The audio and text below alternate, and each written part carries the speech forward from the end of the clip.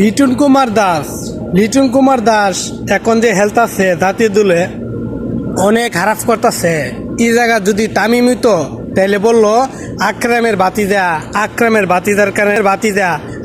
বাতিদার কারণে জাতীয় দল হেলথ আছে, চান্স চাইতেছে। এখন লিটন কুমার দাস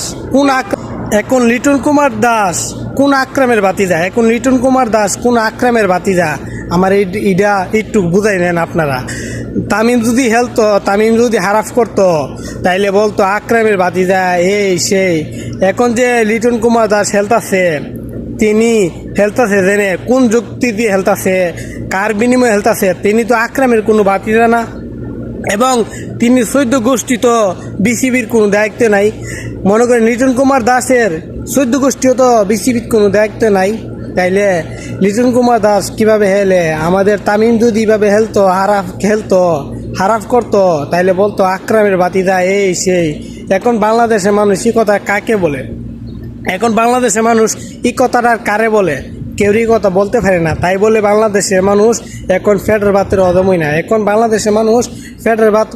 না। কারণ তামিম থাকতে বলতো ডট বাবা আকরামের বাতিজা। এখন লিটন কুমার দাসকে এগুলো কথা বলতে পারে না, কারণ লিটন কুমার দাসের তো মনে করেন চাচা নাই, কেউ নাই, কারই কথা বলবো? কেউ তো নাই, কারই কথা বলবো? কেউ এই কথা বলতে পারতো না। এখন লিটন কুমার দাসকে কি বলে না বলে বাংলা মানুষের কাছে এটা আমার প্রশ্ন।